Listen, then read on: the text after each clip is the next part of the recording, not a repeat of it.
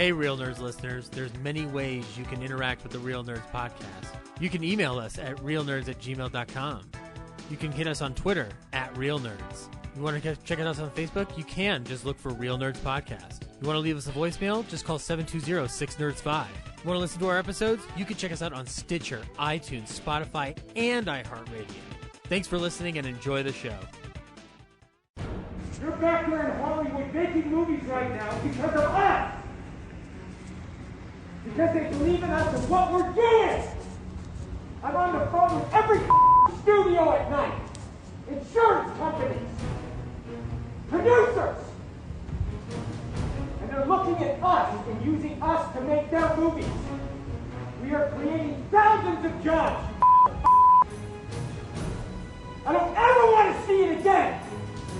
Ever.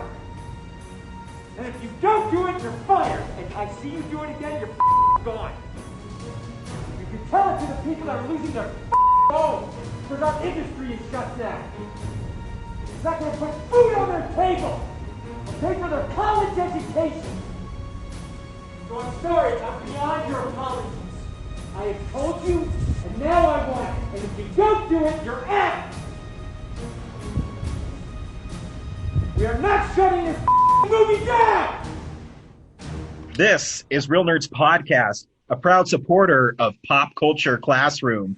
I am Ryan. With me via Zoom is Brad. Hey. And Zach. Hello. And when movie theaters are open, every week we go see a new movie at the movie theaters. When that isn't available to us, we stream movies and we podcast our experience to the world. This week, we got a treat. Right, boys? Yes, we do. This week, our film is the last performance by Chadwick Boseman. And it's Ma Rainey's Black Bottom, which debuted on Netflix last week. Or Friday, I guess. I guess it's still technically last week. Friday. Yep. We'll tell you if you should see the film, play the trailer, then we'll spoil the movie, I guess. We'll also talk about movie news, Blu-rays that are coming out, basic movie stuff. That's what we do. We're a movie podcast. And today is a big day. This is Brad's 400th episode. And cue that celebratory music. Yay. So, Brad, how many episodes party? Have I been on? 411. Oh, fuck. I can never take time off. Yep. Wait, you didn't even bring up my 400th episode. Fuck you. I know. I frequently overlook these things, but I just have to be checking, and that's how I found out mine. You're also narcissistic, and you only care about yourself. I get it. Yep. Let's see. 10 weeks ago, what would have been the episode? I don't Your even 400. A Nerddemic episode? Nope. Holmes, the Enola Holmes one. No. Oh, That was your 400. man. What a lame fucking movie for my 400th episode. I know. I just pictured narcissistic Brad, and it's just Brad making out with a mirror, and it was goofy and then creepy all at once. I don't think narcissistic Brad could stand seeing myself. He'd break the mirror. Yeah, so Ryan, if you missed 10 more episodes, I'd become the all-time leader. Never. And then I'm 7 weeks away from eclipsing Zach's consistency record. Wow. So. Yeah, whatever. I've got my own show now. I don't need you guys anymore. Wait, I mean, where does your show end up? What feed? Yours. It started with you guys, and now it's on my own feed. Zach's slowly moving away from this podcast. No, I'll never leave you guys unless you guys kick me out for whatever reason. Way to bring that up, Brad. Now he's stuck here. Thanks, Brad. Here's that $5 I owe you. No problem. I'm gonna buy me a hammock. So I guess we'll start with movie news. It's real news.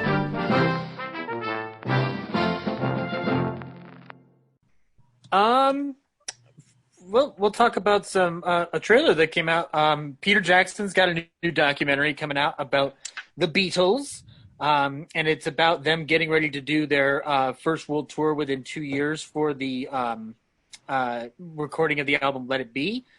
We got some footage. It looks fantastic. And if you saw Peter Jackson's They Shall Not Grow Old documentary from a couple years ago, then you might enjoy this outing. He's very good at making documentaries, as it turns out. So check out the Beatles Get Back trailer. And then we'll move on to some Marvel news. Kevin Feige said that She-Hulk's going to be a half-hour legal comedy. Ryan, what do you know about She-Hulk? Is this something that's within its wheelhouse? I have no idea. Yeah. She's Bruce Banner's cousin.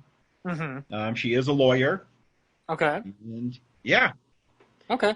That's all what right, it is. then this holds water. Yeah. No reason to be afraid. We'll move on to some other television news. We're getting a Clarice Starling show. It's going to be coming through CBS, and it's going to be a sequel to Silence of the Lambs, but they are not allowed to mention Hannibal Lecter. Similarly to how Hannibal was not able to mention Clarice Starling. This seems to have some stuff to do with the deals that are spread about for Hannibal, whether it's through MGM or Dino De Laurentiis. So now this isn't the first time we've had an instance where Dino De Laurentiis' company has interfered with something being mentioned in a movie. Because if I recall, Ryan, there was some certain stuff they weren't able to mention for Ash vs. Evil Dead initially. Yep. Was it Army of Darkness, or am I... No, well, the problem with the Ash stuff is each movie is a different movie company. Mm-hmm. So, yeah. So there's always legal issues with Ash.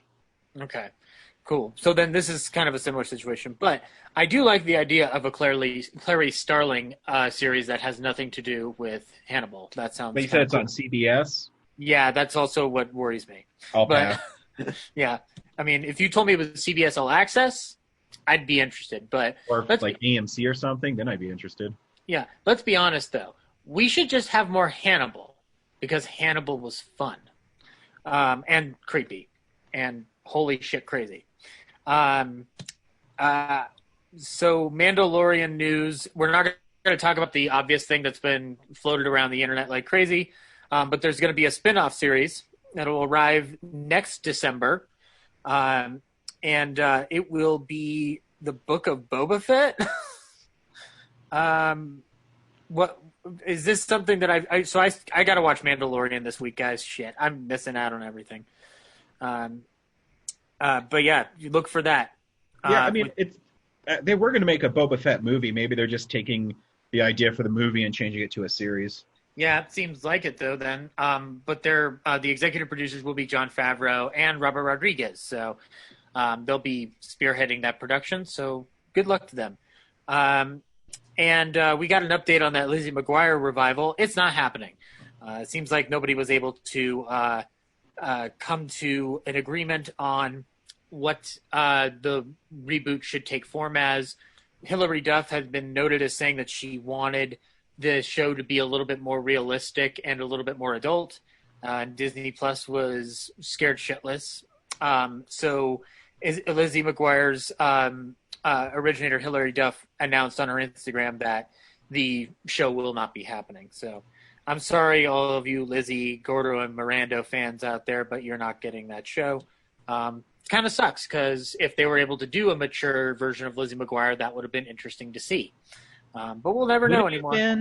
Are you really jonesing for a Lizzie McGuire movie or show? I'm not particularly, but I remember watching that show with my sister, and folks around my sister's age love that show, and they love that movie that came out in 2003 or 4, the one that has Alex Borstein in it. That's all I remember about it. But but there is a following around that show. There is a cult around that show. So there are people who are jonesing for it. It's just that Disney Plus wants to recreate something that already existed, and Hilary Duff is logically going, well, Lizzie's an adult. If you want me back as Lizzie, she's an adult. So let's figure this out. And then Disney's like, all right, fuck you. We'll just relaunch it without you. No, Disney was like, fine, we'll just make another Boba Fett TV show. Um,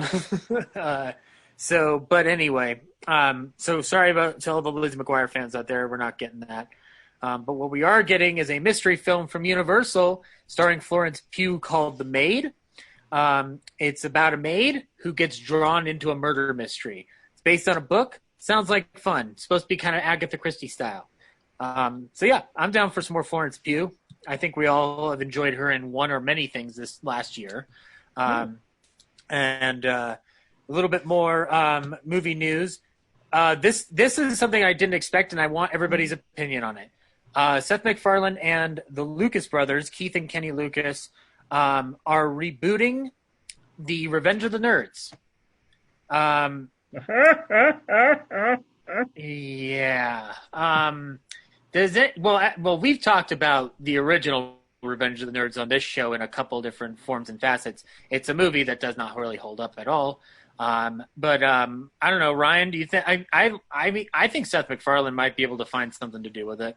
Oh yeah, and I think something like Seth MacFarlane doesn't care if he's politically correct. So it'd be interesting to see what they come up with. It says that it's going to be rebooted at 20th Century Studios, which, I mean, sure. Like,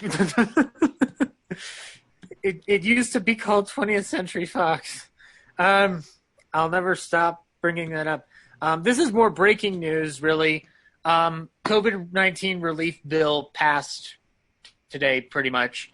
And it seems like that new bill designates $15 billion for movie theaters and live event venues. So there's a small lifeline being flooded over to the movie theaters and the concert venues at last. So hopefully that means that these theaters will stay afloat enough to reopen.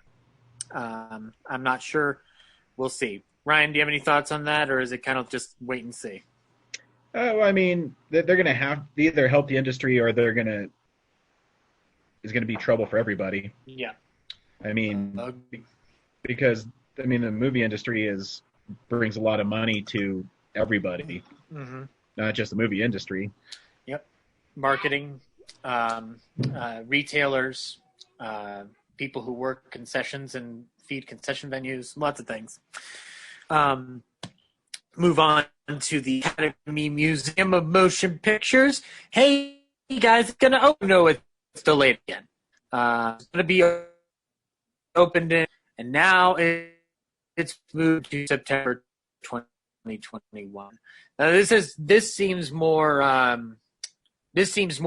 in keeping with the fact that they're trying to figure out COVID parameters. But the museum's been announced that it's opening several times in the past, and it has kept delaying itself. So when it finally opens, I will be happy to go because I want to see what Laura Dern did to get that thing rolling. And then, so Zach, what were you talking about? I don't know if you heard it, Brad, but it was really broken up. Yeah, his intro to whatever that news was just fell apart. The Academy Motion Picture Arts and Sciences Museum has delayed its opening again, this time from April 2021 to September 2021. It's not worth it. Gotcha. Yeah. Guys, we talked about we're getting Jackass 4. And apparently we've already seen 2 people hospitalized as a result of filming, Johnny Knoxville and Steve-O. Johnny Knoxville, age 49, Steve-O, age 46, have been injured during filming of the movie. Ryan, I think in the 2006 film explosion, we all talked about the fact that most of those people are basically on the way out if they try any more of this shit. I'm not discouraging them from doing it, but I don't want people dying for Jackass 4. I don't know. I mean, yeah, it's gonna be. I mean, you have to always up the ante. I mean, I don't know how they're going to up the ante of a slow motion dildo coming at them in 3D, but. Well, yeah, and I think that it's very similar to the Toy Story 3 situation. Like, how can you top the perfect ending to the trilogy that was Jackass 3D? But maybe this will be like Toy Story 4 for them, and they'll find a way to honor Ryan Durst. But anyway, the news was revealed by Bam Margera. And it said that they injured themselves jumping on a full-speed treadmill with band equipment. one of which was a fucking tuba, per Megara's quote, who didn't, and then they were flashing a devil sign gesture signing off rock and roll. So I'm curious to see what that stunt looks like in the final film. But, well, hopefully they leave it in there. It'd be like their Tom Cruise moment. Yeah, exactly. I know Tom Cruise puts multiple. Now this Jackass 4 news seems much more harrowing for whatever reason. I think it's because, again, they look like they're gonna die. And then the last piece of news. This is kind of tentative, but David Gordon Green, who has already done very well with revitalizing the greatest horror franchise of all time, is now looking to direct a sequel to The Exorcist for Blumhouse. I'm curious how this is going to work out because The Exorcist belongs to Warner Brothers. So Blumhouse must be doing something. Can you just technically make a possession movie? I mean, does it have to be The Exorcist? Well, the news says it's going to be that Green is in talks to direct a sequel to William Friedkin's 1973 film, The Exorcist, for Morgan Creek and Blumhouse. Okay, so it's actually Morgan Creek that owns the rights at this point. So they could feasibly do it at Warner Brothers or at Universal. But it looks like Jason Blum and David Robinson and James Robinson will sign on as producers. I'd be curious to see what that is.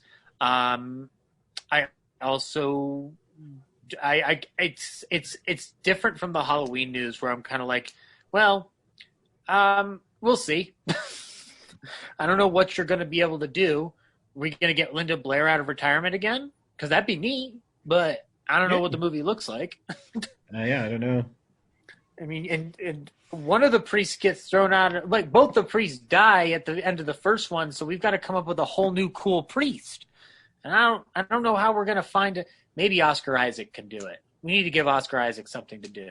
Make him a priest in The Exorcist 2. And that's news. Cool. Brad, are we able to go around town with you this week, or are they still showing stuff?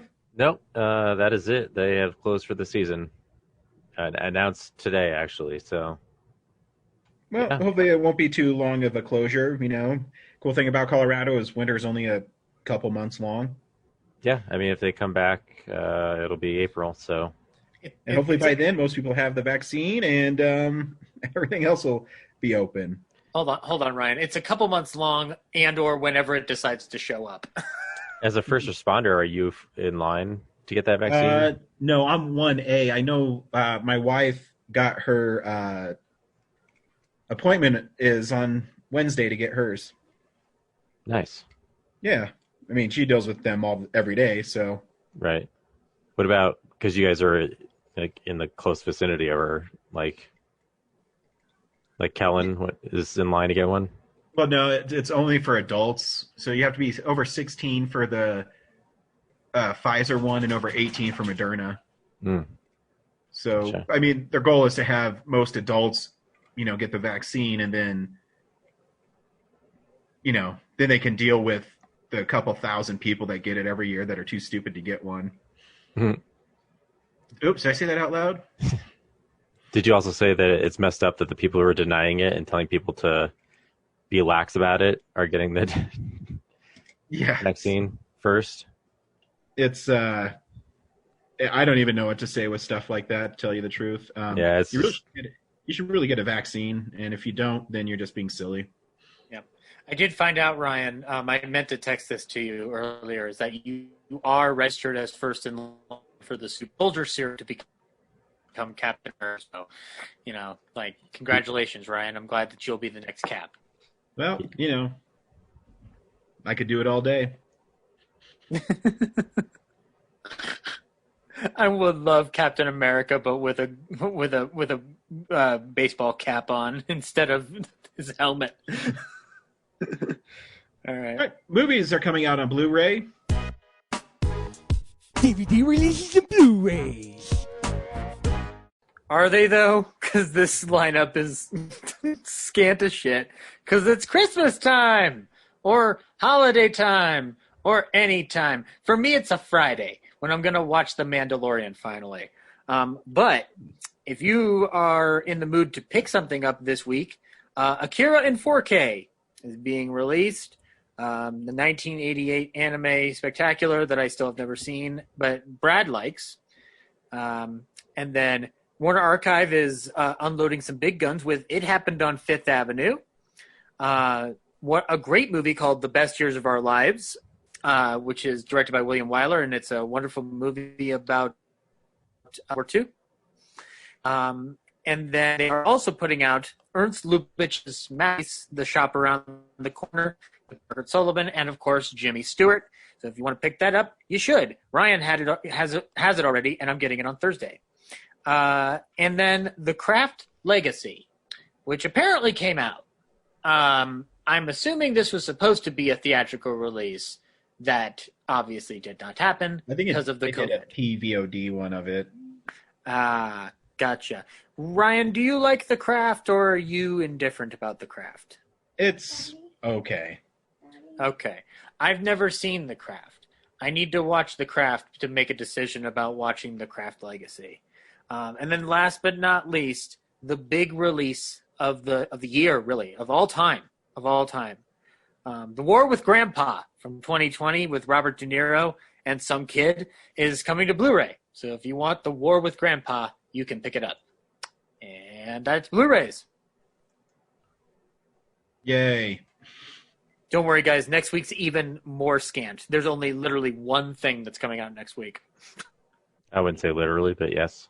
Oh, exactly. Actually, I'm sorry.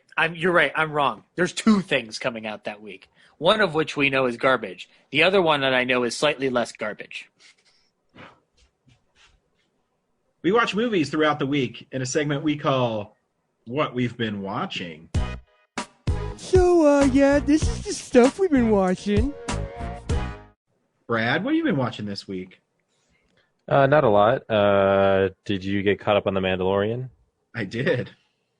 So you saw the season finale? I did. Awesome.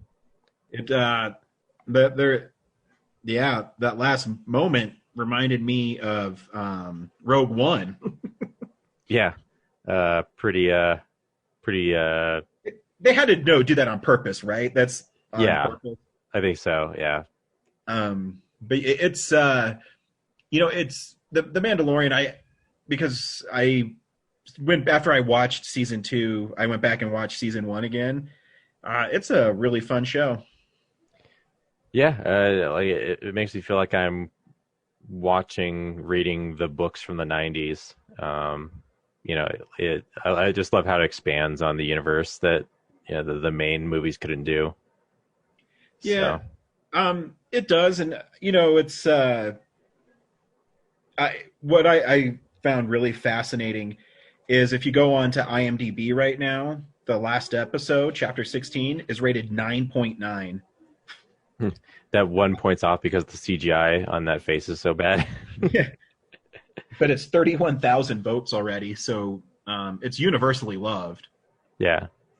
No, it's other than that, that's the only thing I had a problem with was why. I don't have a problem with them recasting that character. Yeah. But judging from what I've read on the internet, a lot of people say that no one else can play that character ever, which will be interesting once that person actually passes on. But it's not like that character is going to be in a bunch of episodes going forward. So no, I mean they. What I truly love too about the Mandalorian is it started last year with the child or Baby Yoda, or whatever you want to call him. Where they don't tell you what's happening, and it was kind of a surprise, and everyone fell in love with Baby Yoda, and then they're able to keep this one a secret pretty long. If you go to this actor's Twitter page, he tweeted the spoiler, so just talking about how grateful he is. But and if you go to IMDb, he's on the cast now for it. But because he actually played it, so yeah, so it's one of those things where it's pretty great, and I mean I'm not going to spoil it. I mean I know Corinne loves spoiling things, but I'm not going to spoil it because I think people should go into it cold. and I watched 3 episodes on Saturday morning because I knew after it dropped, because I started getting alerts on my Twitter about The Mandalorian, and I knew it was going to be spoiled for me. So Yeah, I was up working, and then Corinne was reminding me, hey, the finale's tonight, so don't see it as soon as you can. And I was at work, so I didn't I could just watch it right away. And then all of a sudden I just checked Twitter to find out like what else is going on in the world, and then just right away the hashtag that spoiler. I was like, oh, great. Yeah, my alert just kept on alerting The Mandalorian. So I'm like, oh, I better watch this and not pay attention to social media for a couple hours. Yeah. And and I mean, I'm surprised she didn't spoil it for you because she loves spoiling things. Well, she kind of did because she did tweet about it. Oh, did she? Yeah. So kind of after, like, that was the first thing I saw, and then I saw the Twitter hashtags and everything based on what she was talking about. So, well, it's funny because I mean, I guess we all have the friend who will. She when Rise of Skywalker, the day before it came out, and I mean, we saw the first showing of it. But she sent me this link saying, hey, I read all the spoilers online. Do you want the link? And I said, fuck no, I don't want the link. I mean, I don't know, Brad, I know you and I are kind of the same. I don't know if Zach's the same. It's so hard to go into movies cold now. That's why I really liked The Dark and the Wicked, because I never even saw a trailer for it. Yeah, so, I've kind of I kind of ignore trailers for movies in general now, unless I'm like, at the theater forced to watch them. But like the stuff that drops on the internet, I kind of wait like a while to even check out. Oh, go ahead. No, go ahead, Zach. Sorry. I was gonna say, like, I'm in your guys' camp. However, I've grown acclimated to the environment where everybody talks about everything the moment they see it. So, like, I actually held back on watching the full trailer for Mank when it came out. Like, the teaser was enough for me. So I didn't even watch a full trailer for Mank because I was just like, I don't want to see any more. It's not like a spoilery thing, but it's just like, I don't want to see any more footage. I want to go into this as clean as I possibly can. All I wanted with the teaser was to be like, oh, good. Does it look pretty? Okay, fine. I'm done. Yeah. But with Star Wars, my uncle Jeff, who, if he ever comes into town, you guys need to meet up with him. But he's a huge Star Wars fan, dedicated to his core. And he and my cousin were were posting about this all over the place. And I was like, well, God damn it. And he's just like, it's your fault. And I'm like, I understand that, but yeah, well, yeah, I mean, that stuff's gone. There is some that I can't help myself. When the Batman trailer dropped, I probably watched it 4 times. Yeah. When a Spider-Man drops or something like that, I'll watch it because I'm still hearing that they're going to release something before the end of the year. Yeah, when an MCU thing drops, I will latch onto it because I'm like, ooh, what are they doing today?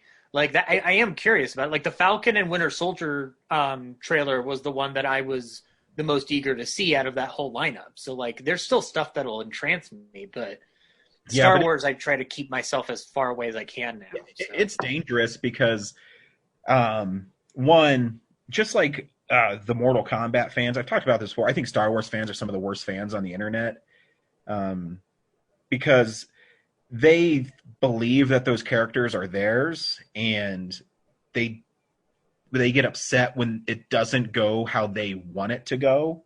Mm-hmm. And I don't think that's very fair to the artists who make this stuff. Mm-hmm. And if you read my top 20 Blu-rays of 2020, I mentioned this in my review of Rise of Skywalker, where people have wanted course correction so bad on The Last Jedi that there's some parts that are just cringeworthy. It's just felt like they had to make up for it. But I think you should allow them to tell the story they want to tell. I agree that it's if you want Star Wars the way you want Star Wars to be, then you can write your own version of it, or you can work your ass off and get to Lucasfilm and write your own Star Wars movie.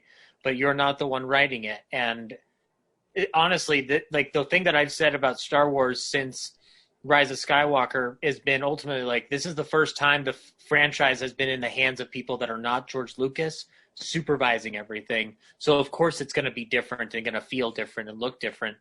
And so, I mean, like, it seems like The Mandalorian has really appeased people to the point where even I'd like it. So like, Mandalorian's really great. yeah. Well, I don't know, Brad, do you get upset when your favorite franchises, be it Turtles or Batman, don't go the way you want? Or are you able to separate the two and still enjoy it? Like, I still enjoy anything Spider-Man. I can find stuff that I enjoy in it. Yeah, I like it's definitely a recent thing. Like when I was a kid and stuff that I like would change. You know, I get defensive about it, but now like I've been through so many reboots and reimaginings of things, like, you know, I understand, like, as long as, you know, no one pulls the originals, like limits access to them for me, then, you know, it's no big deal. Go ahead, change whatever you want. The stuff I love still exists. Yep. So. Yeah. And I say that too, you know, and especially with comics and things like that, when people get so bent out of shape about a story, most of the time they're going to be retconned anyways. So if you stick with it, I mean, how many things actually stay how they are? Uncle Ben and Bruce Wayne's parents are pretty much the only people that will stay dead, you know? Yeah. Yeah, like stuff has to change because otherwise it'll just fade into obscurity, like, and lose relevance. Like when a movie studio, you know, fast tracks some reboot of a property, it turns out mediocre. It's really like them just trying to hang on to the rights more than just, you know, they roll the dice and hope they have a hit, but overall, like, it just happened because they wanted to keep the rights. So, and I think now too, there's a lot of people that are, you know, our age, whether it's John Watts or Matt Reeves, who are fans of this stuff, and they're going in and making the movies, and they know that they can pull off, you know, the comic book stories where, you know, in the 80s or 89 Batman, why it's a good movie, you know, you couldn't do a straight Batman story. But now they go, oh, you know what? The comic books serve a purpose, and we can do the Long Halloween or something like that. You know what I mean? Yeah. I'm actually It's not just a character you can put into like some kind of story that doesn't make sense for the character. Now you can actually draw from its history and its lore. Well, I think people are more accepting of it. I think that's what the Marvel movies and the Batman Begins trilogy have done, is it's allowed people to say, you know what? You can have, you know, Iron Man look like Iron Man. You can have Mysterio have a globe on his head. The X-Men don't need black spandex suits. No. They make a joke about it because you don't want them to look comic booky. But now people go, no, that's awesome. That looks cool. You're like, that's what I want. Actually, Ryan, I have something to pitch out to you within this. Like, it seems to be dependent on which horror fan you ask, but horror fans have been getting put through this test for years, because how often have we stuck by our own respective franchises regardless of whatever goofy change they make? Like Halloween, there was backlash on Halloween because of the Dr. Sartain character in Gordon Green's version, and I kept going like, guys, they killed him. He's not coming back for the sequel. Well, in that instance, I would almost argue too that, I mean, I love Friday the 13th, but almost every Friday the 13th is a reboot. Yeah, I guess that's true. There's really no continuity. Really, the only two movies that have continuity, well, the only one that follows continuity is Part 4, because it picks up right at the end of Part 3. Right. So, which doesn't Part 2 pick up right after? It does, but like. But then it jumps forward like a year. No, like he's not wearing the same clothes though. I don't know. Unless he changes his clothes, he takes them off the clothesline before he kills that shopkeeper. Well, you know, Jason has some laundry to do after he kills. He's not a true monster. He's a monster, but he's not an animal. But, I mean, if you look he at washes Part 5, his clothes. They try to reboot it with Tommy Jarvis being the killer. Then Part 6, they try to course correct it, but they made Jason a zombie. Part 7 takes place, I don't know how many years after Part 6. So I think they're all like soft reboots anyways. 7 definitely takes place in the 90s if we're adhering to their time jump logic. Yeah. This is their version of the 90s.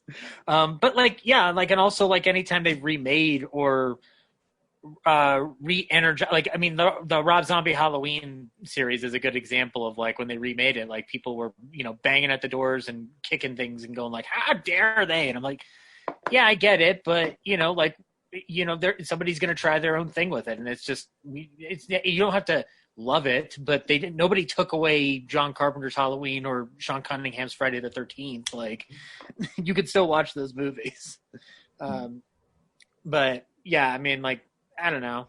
Like, I don't get begrudged by it anymore. I go like, this is their version. I'm going to meet it on that level if I can. Yeah. Anything else, Brad? Sorry. I watched Big Mouth season 4, and that show's gross. But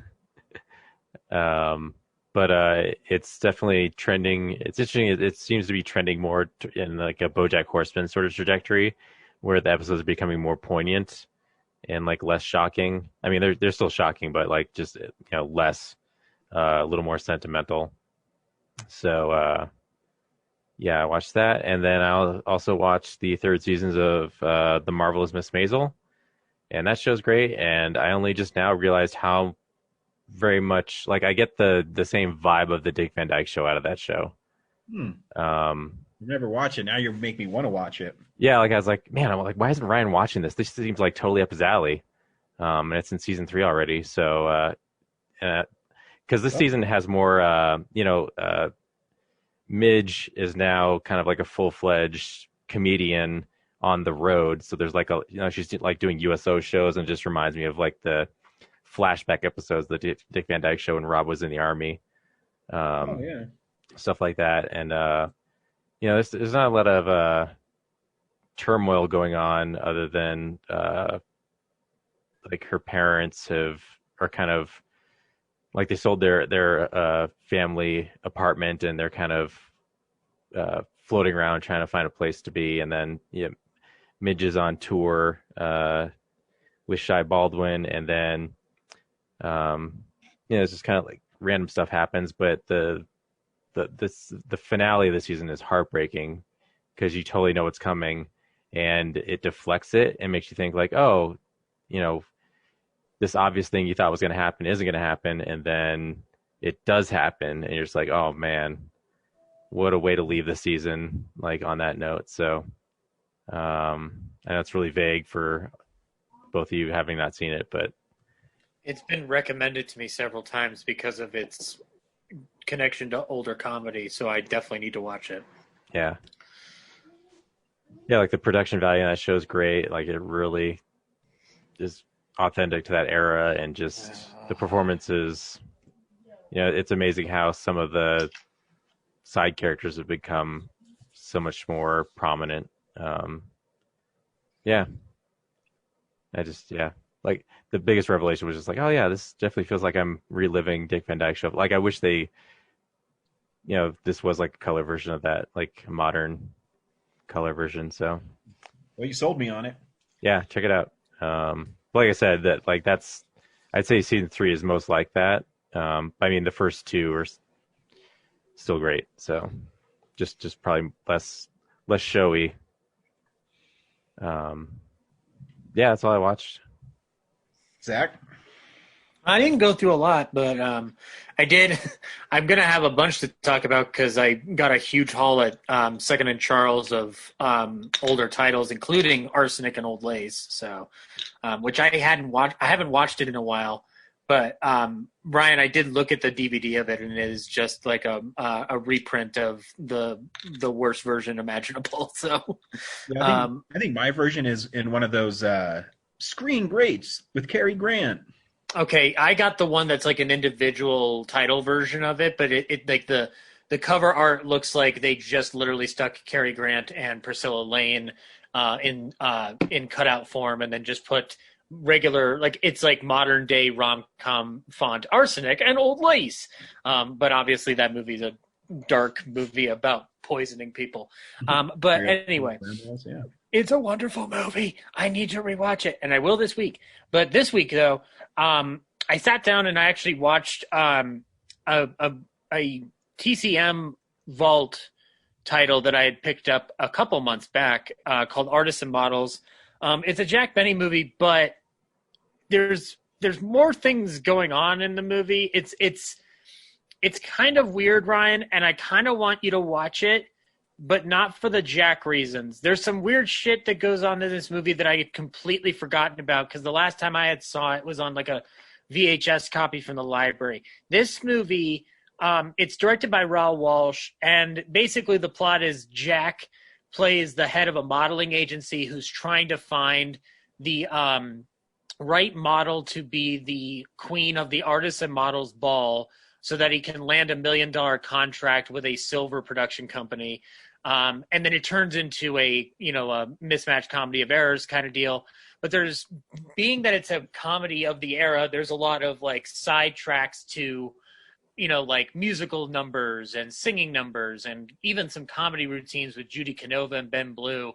And at one point they turn it over to somebody's orchestra, but it's not an orchestra, Ryan. It's a puppet show.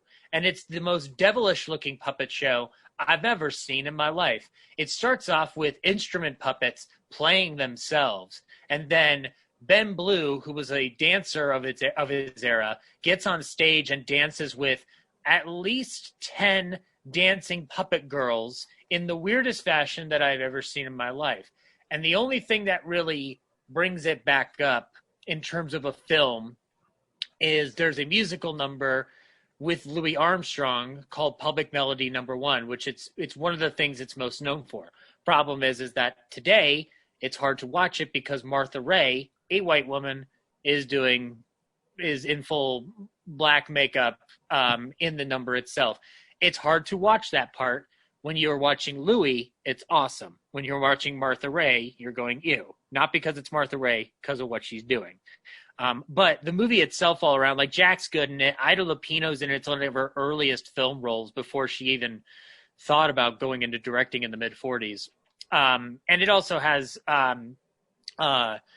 some other notable actors of the era. But it's a cute movie overall. Like it's not it's got some interesting things about it. Raoul Walsh's direction is usually on point, and this is no different. And then I watched a movie called Man About Town, which you'll hear more about in February with a Ballyhoo episode. But it's kind of funny because there was a lot of people in there that Ryan and I have watched over the past couple of months, kind of culminating in one circle because Phil Harris is in it, Dorothy Lamour's in it, and Monty Woolley, our beloved Monty Woolley from The Bishop's Wife, is in that movie, Ryan. And he plays a Frenchman, and it's adorable. And I love it. But yeah, it's a cute movie. It's a movie that's hard to find. So if you need to seek it out, good luck. And then for Film Club, we watched Miracle on 34th Street, the original version with Edmund Gwenn. That movie is still wonderful and practically perfect in almost every way. I don't like the remake that they did in the 90s that much. So maybe that's why I was really like loving revisiting this film with the Film Club. But like this version, Edmund Gwenn, who is a Hitchcock staple, he plays a guy who's actually Santa Claus. Nobody believes he's Santa Claus, and then he gets put on trial. And everybody had a blast watching it. It's still a wonderful film. But yeah, and then that's all I watched this week. And Ryan, I wanted to bring up something to you on that Artists and Models disc. So I figured out why, or at least partially why, we might have issues getting some of those films. There's a text slug at the beginning of that disc saying that this print from 1937 is damaged, and these are the only elements we have remaining.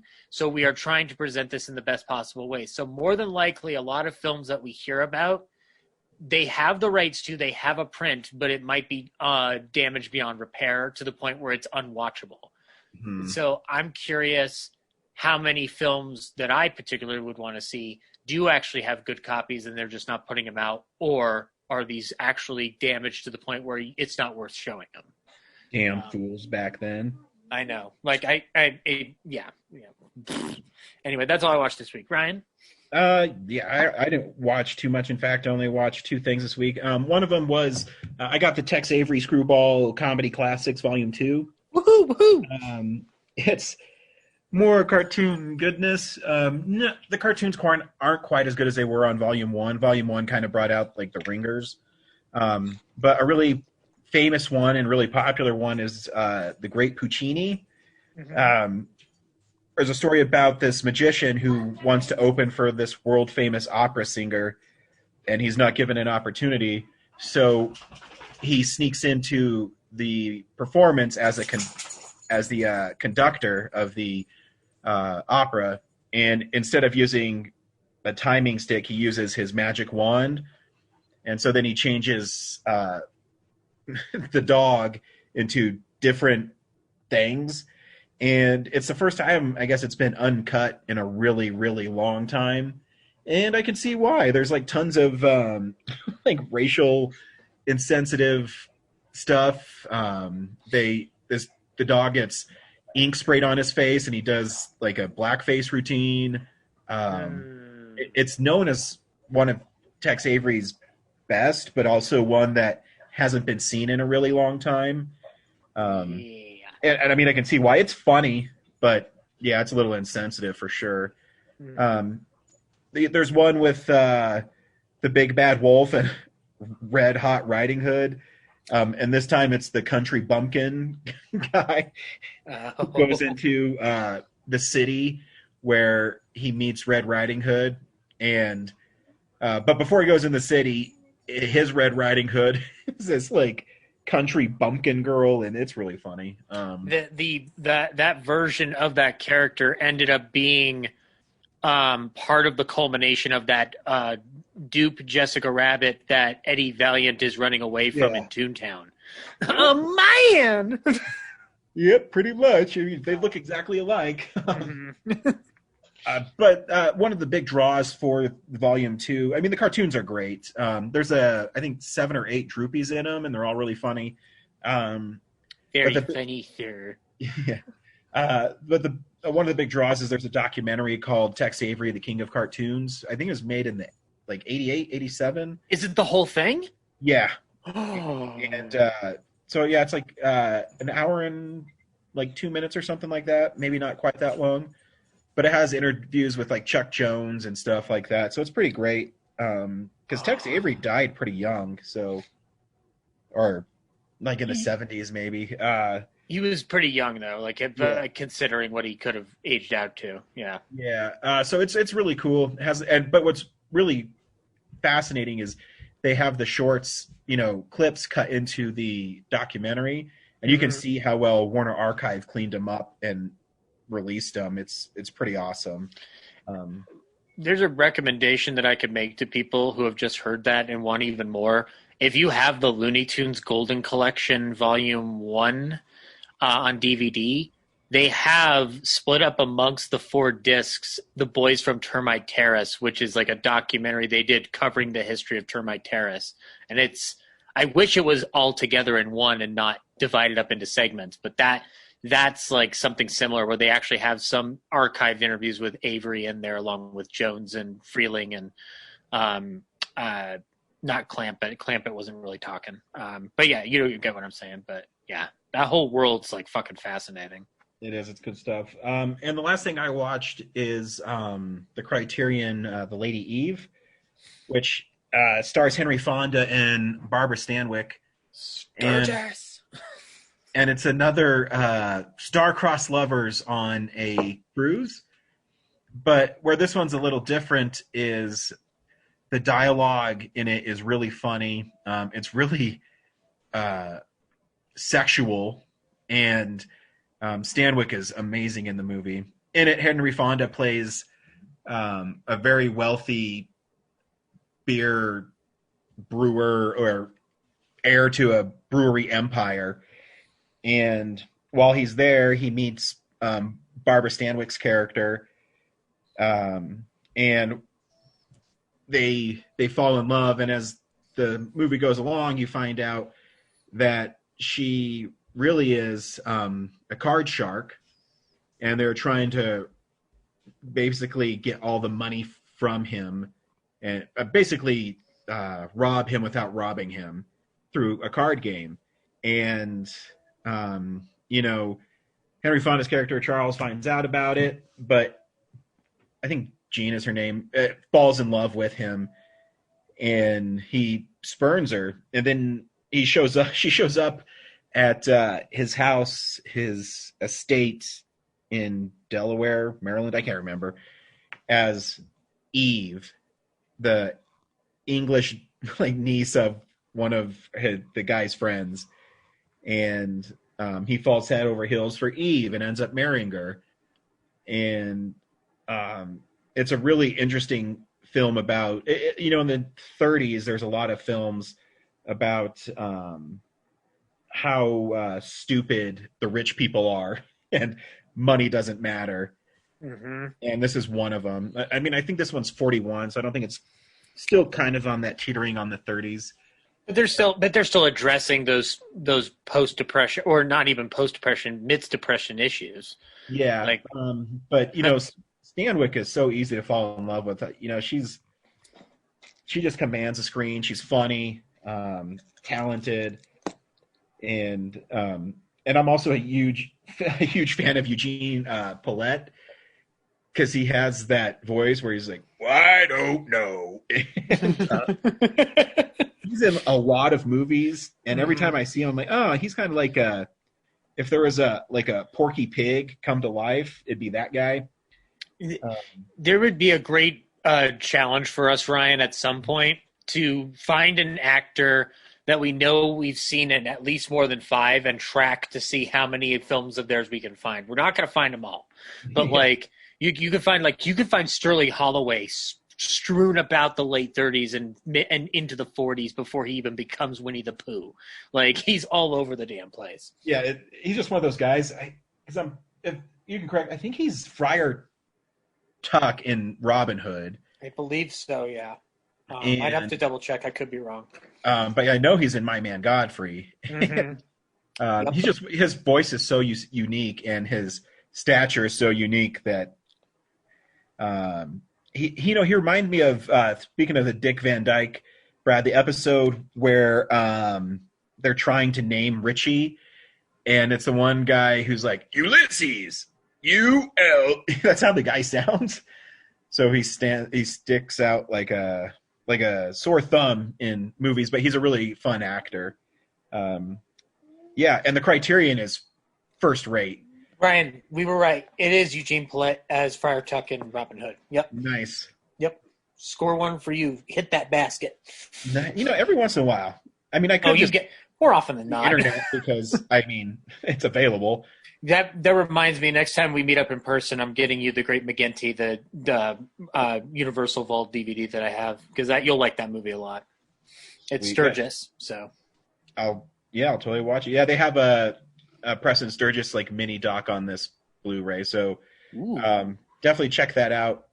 Is one I blind bought at Barnes and Noble when Criterion was having their half off sale. It's because you fell in love in the image of Henry Fonda, didn't you? You were like, "Ooh, see that face, huh?" I've always liked Stanwyck, and then Preston Sturgis, because Sullivan's Travels was great. I said, you know what, I'll take a chance on it, and it was well worth it. But then you stayed for Henry Fonda. No, I'm just kidding. And that's all I watched this week. This week we streamed Ma Rainey's Black Bottom. Brad, should people stream Ma Rainey's? Yeah, I think it's pretty good. It's based on a play, and I think the staging of the movie I felt very much like I was watching a play. But I think it's a scope that has me not liking it fully. It's really kind of almost like vignettes on the Black experience, which is a good spotlight to be shined on. But that's about it. So, Zach, should people stream Ma Rainey? I think you should. I was unaware that this was an August Wilson thing. And I was very unaware up until Chadwick Boseman's passing that this is something that Viola Davis was in. And I walked out of my own house very surprised and enthralled by it and shocked by it multiple times. It's a wonderful film. You should watch it immediately. Yeah, it's a good movie. I really liked it, but I feel the same way, Brad, watching it. I could tell that it was only set to a couple, I guess, scenes or locations. But you should definitely see it for Chadwick Boseman's performance because it's incredible. And here's the trailer for Ma Rainey's Black Bottom.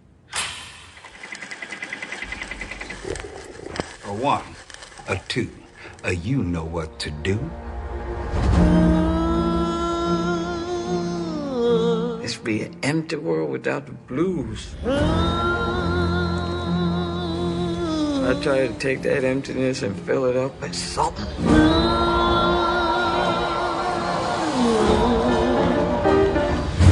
But they want to call me Mother of Blues. That's all right with me. It don't hurt none.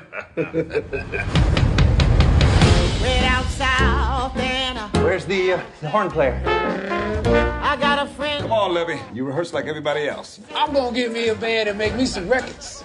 I knows how to play real music, not this jug band shit. You call that playing music? I know what I'm doing. Go on and fire me, I don't care. When I got there, they began to say. That's to get the people's attention. That's when you and Slow Drag come in with the rhythm part. Me and Cutler play on the break.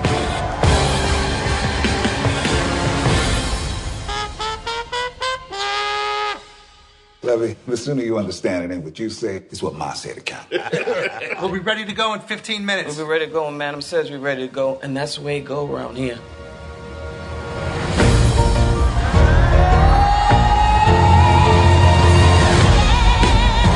These records are gonna be hits. Every colored man in the world got to do his part. I'm gonna tell the white man just what he can do. They don't care nothing about me. All they want is my voice. About them songs I give you. They're not the right songs. I don't take them off your hands for you. I got my time coming to me. You don't know nothing about what kind of blood I got, what kind of heart I got beat here. Come on. Come on!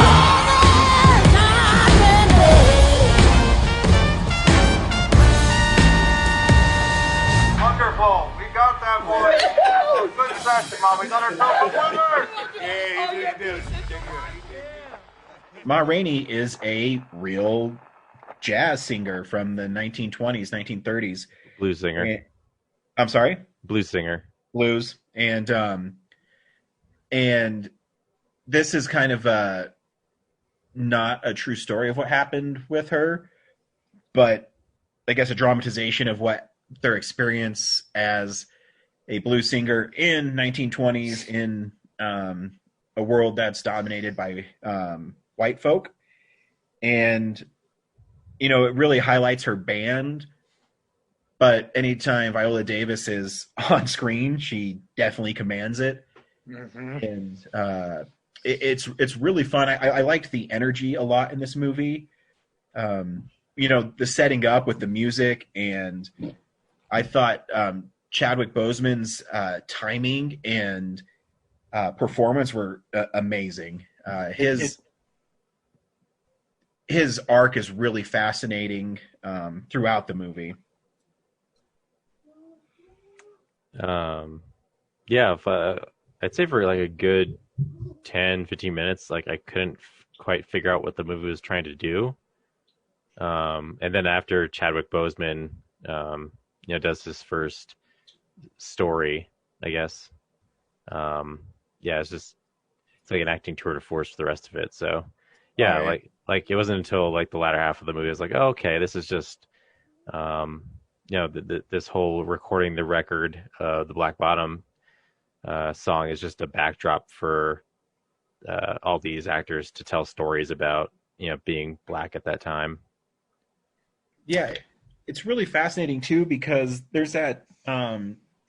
So Ma Rainey in it is this, you know, this force, and she's not very likable because it's her way or it's nothing. Because even Levy, who is Chadwick Boseman's character, wants to punch up Black Bottom, the song in it, and she's against it, and you don't know why she is acting the way she does. And then she has this great moment with Cutter, or is that right? Yeah, Cutter. Cutler, played by Coleman Domingo. And so she has this great moment why she acts the way she does. Mm-hmm. And basically she says, once that's on record, then they don't need me anymore. Yep. And it's the disposability of singers in general, but specifically black artists of that period, because once they have them on record, they don't need to put up with the hassle of like what they would see as an issue. And because again, this is back in an era when the prejudice line is thick as shit.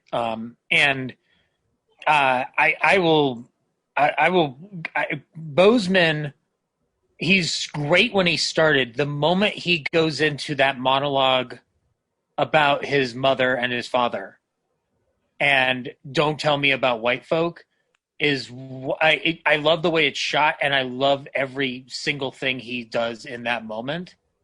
It is like one of the most that's one of the 2 Oscar clips you show if you're gonna give him a posthumous. The other one being when he has his knife and he's about to give Cutler a good talking to about God. It's one of those performances where I'm going to say it now. He's probably going to be honored with the Oscar because he deserves it. But it also makes you really sad because you see how great he is and how much more we could have had. Yeah, I mean, he's great. He's great in everything. I mean, in 42 and all that stuff. So Marshall, he's fantastic in Marshall, a movie that I didn't think I'd like. Yeah. So that's what's really, anytime an actor dies like that and they have one more like performance, and it's this one that is just captivating and mesmerizing, like Heath Ledger. You're always left with these what ifs, Oh yeah. And he's definitely one that is going to be what if, because this performance he does is pretty astounding. He is. I mean, again, yeah, he would deserve that Oscar. I want to touch back on Viola Davis for a second, though, because I don't know when the last time you would have seen Sunset Boulevard is, Ryan, but she was giving me she was giving me Norma Desmond vibes, the way she played certain moments in the movie, because she commands the screen, as you said, but 2, she's giving off that diva thing. But the difference between this and a Norma Desmond in Sunset Boulevard is that she has a reason for being the way that she is. It's not fully acceptable, but like when she goes again into that monologue with Cutler and different isolated things in between, like when she's asking for the Coke and she's getting angry that she doesn't have the Coke, like you start realizing like how much she's going to milk this for all it's worth because she knows she's disposable to them. And then Glenn Turman playing Toledo, it's like one of those like soft background characters that doesn't really play up an emotional huge part until the end when, I mean, we're in spoiler territory now, when Levy stabs him because of scuffing his shoes. I don't know about you guys, but I was floored. I was like, I did not see that coming. This is an astounding way to end this kind of movie. Yeah, it seemed like really kind of out of like over the top left field, I didn't feel like it was left field, especially when Levy's somebody who's just had his music stolen and he's just had the revelation that the white man's going to steal whatever he can from him and not give him credit or just give him the $5 and let him go. Because it ultimately ties into that final shot, which is funny. We were talking about Walk Hard a couple weeks back, or a couple months back now. Jesus, freaking quarantine. The scene when they're talking about, the suppression of black artists by white people in the music industry, like this movie literally gives you that in the form of that ending when Levy's song is being played by, it seems like Paul Whiteman's orchestra from what I can gather because of the appearance of them. But like, it's kind of like I don't think we've ever seen a movie address that directly the way Ma Rainey does. So I feel like it was justified. It was a little bit abrupt And I will say that the movie, the only thing that troubles me is I don't particularly love the transitions from scene to scene that are clearly supposed to be the breaks in a scene change for the play. But I got past it pretty quickly. I thought the opening was really clever because I started up and I thought it was going to be, these characters trying to escape a plantation or something, and it turned out they were just going to Ma Rainey's, like backwoods concert thing. I don't know if that was intentional or is just me. I thought they might have. When they were talking about his father going back to hunt down the people who attacked his wife, I thought it might have been alluding to that imagery. But no, it is just people going to that backwater concert. And then the way it transitions into her becoming a big sensation on stage, and it has the same energy as the opening to Chicago, but then it becomes more interesting than the movie Chicago. And that's a movie I like. So, it does a great job with that stuff. Sorry if I repeat this. I stepped away for a second. Mm-hmm. I don't know if you guys talked about the stuff that maybe wasn't your cup of tea. I really didn't like the end of Levy's arc where he murders the dude in the band. I was just talking about Toledo. I was pointing to the fact that the way it makes sense ultimately is he's had his world shattered when the guy who was asking him to write these songs specifically then tells him, like, well, we're just going to give you $5 a piece. We're not going to have you perform them, because it's not even it's general that era. Give them your song, you have no residuals to them, or to the comic book thing where you give your characters over to these public companies and then they own them. No, I get that, but why did he have to kill the dude in the band? It is very much like a textbook. He was emotionally distraught. It is very much like a poster example for that escalated quickly.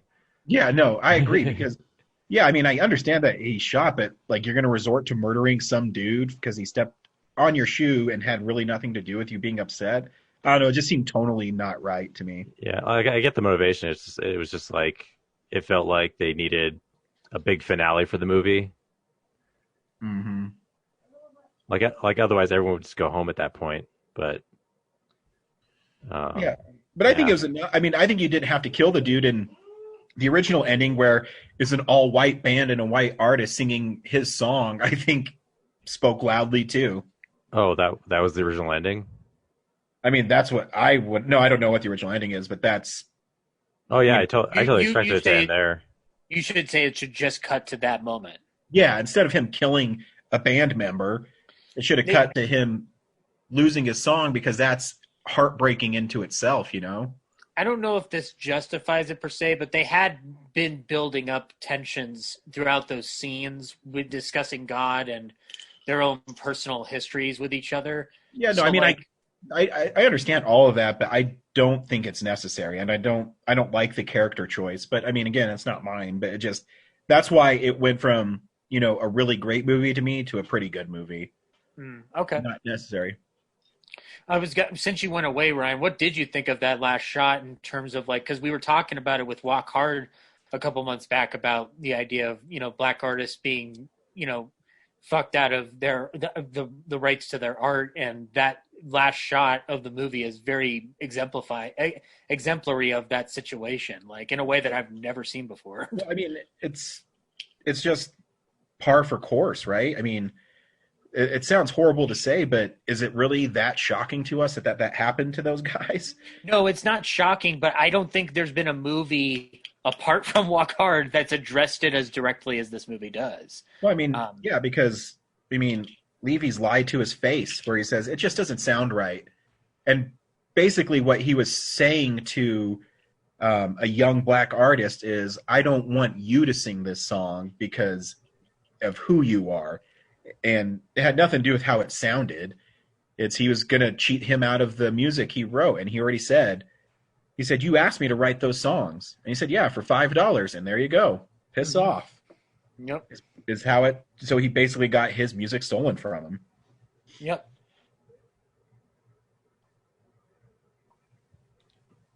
Yeah. I mean, it's anything else we like about the movie? None. I mean, yeah, that's the acting's great. yeah. But yeah, it's kind of like it's very much a play where like everything kind of exists in two rooms, and then it's over. Yep. I think I was reading the budget. The budget was like $28 million. That's probably those CGI Chicago backdrops. Or the actors. I mean, that's the only thing I can think of. Well, the only two big ones you'd have to pay for are Viola and Chadwick Boseman, because everybody else was pretty much either an unknown or more of a TV actor. Like Glenn Turman's from The Wire, and that one cop is from The Dark Knight. He's the one who wants to rat out Bruce Wayne. Mm-hmm. Oh, that's right. But yeah, and then actually, I kind of thought it was curious in terms of the way it was framed and the way the shot composition was laid out. I was like, it's almost like if it wasn't for the fact that there's a lot of one take situations where the camera is following people like Boseman and Viola Davis around to make it visually dynamic with dialogue, that you could put a black and white filter on this and like make it kind of like a movie of that era. Because the composition is such that there's a lot of situations where you have two people in the frame talking to each other. They don't do a lot of J&L cut. Like it was interesting to think of from that perspective, and it moves really quick. Like this movie doesn't really lag. No, it moves at a clip. It's only an hour and a half. It's well made. Acting's great in it. Like I said, I think it's a really good movie. The thing that kept it great for me is I didn't particularly like the last moment with Chadwick Boseman, but I mean, it's a dramatic choice and it's what the movie called for. I'm not faulting the process. It's just, I don't think it was needed. It didn't seem to fit the motivation behind the character. I'll have to look into seeing if there's an original ending or if this is pretty much following August Wilson beat for beat. No. Next week, we might have a guest, and our film of the week is Wonder Woman 1984. Everybody's able to stream it, right? Yeah, I'm going to have a free subscription of HBO Max. I'm bummed because it's in theaters in some places, but not Denver, I guess. Yeah, well, I just got an alert on my phone that restaurants are going to be at 25% up here, so I don't know if they'll let movie theaters open. We'll see. I don't know. I don't have to see the movie. I live the movie. No, I'm just kidding. I got to see the movie. You're alive in 1984? No, I'm just Wonder Woman, and my last name is 1984. Okay. Sure, Zach. No. I'm excited for it. I wish it was in a theater. Oh, what? I wish it was in the theater too, but I've got my HBO Max has been stated in the past, so I'll be watching it dutifully. Cool. Till next week. Bye. Bye-bye.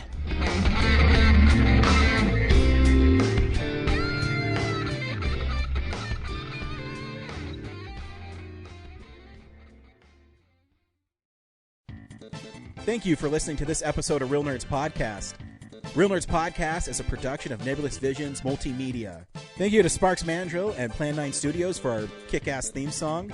Also, if you're in the Denver area and you're looking for a cool place to see movies, we see them at the Alamo Draft House in Littleton and now also in Sloan's Lake. Thank you to Colorado Coins, Cards, and Comics for supplying us with all our comic needs, especially you, Andrew. You know who you are. And a big shout out to James's mom. I'm giving you an electronic hug that you can feel through the airwaves. Thanks for listening, and have a nice day.